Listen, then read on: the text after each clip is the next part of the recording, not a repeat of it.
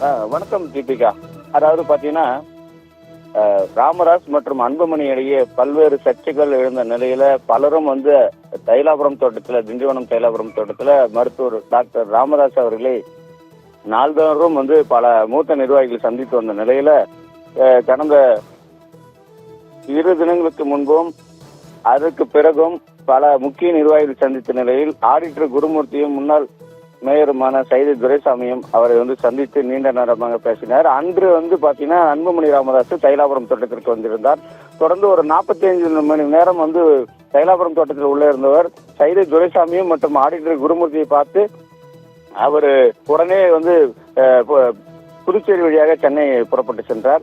இந்த நிலையில ஆடிட்டர் குருமூர்த்தி செய்தியாளர் சந்திக்கும் பொழுது நான் வந்து நட்பு ரீதியாக தைலாபுரம் தோட்டத்தில் மருத்துவர் ராமதாஸை சந்திக்க வந்தேன், நான் கூட்டணி பற்றி பேசவில்லை, நான் வருகின்ற இடமெல்லாம் பிரச்சனையாக இருக்கிறது என பல தகவலை அவர் வெளியிட்ட நிலையில தற்பொழுது இன்று வந்து திண்டிவனம் தைலாபுரம் தோட்டத்திலிருந்து தனது கார் மூலம் வந்து மருத்துவர் ராமதாஸ் வந்து திண்டிவனத்திலிருந்து சென்னை புறப்பட்டார்.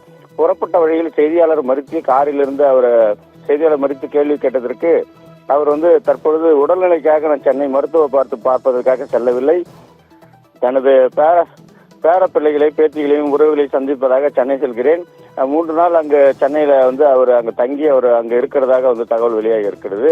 இதனை தொடர்ந்து வந்து ஆடிட்டர் குருமூர்த்தி வந்து சந்தித்தார், சைதை துரைசாமி வந்து சந்தித்தார்கள், என்ன விஷயமாக சந்தித்தனர், கூட்டணி பற்றி ஏதாவது பேசினார்களா என்ற கேள்விக்கு அவர் வந்து ஆடிட்டர் குருமூர்த்தி வந்தார், பேசினார், எனது நண்பர் குருமூர்த்தி எனது நீண்ட நாள் நண்பர் என்பதால் அவர் என்னிடம் பல பேசிக் கொண்டிருந்தார், நான் அவரை நல்ல நண்பராக மதிக்கிறேன், அதே போல் சைதை துரைசாமியும் என்னை சந்தித்து பேசினார், அவரும் என்னுடைய நண்பர் என்ற மாதிரி அவர் தகவலை வந்து சூசகமாக தெரிவித்து காரில் வந்து சென்றார்.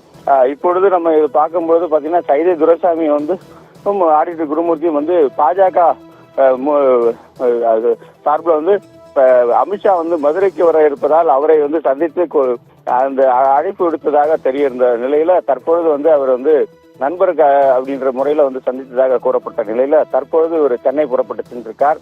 அன்புமணி வந்து பேசினாரா என்ற கேள்விக்கும் நம்ம அவருக்கு பதிலளித்த அவர் அப்படி சிரித்தபடியாக வந்தார், பேசினார். இது குறித்து நம்ம வருகின்ற செவ்வாய்க்கிழமை பத்திரிகையாளர் சந்திப்பில் பேசலாம் என்று அவர் கூறிவிட்டு சென்றார்.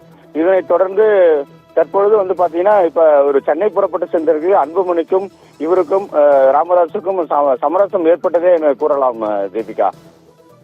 விவரங்களுக்கு நன்றி கோபி.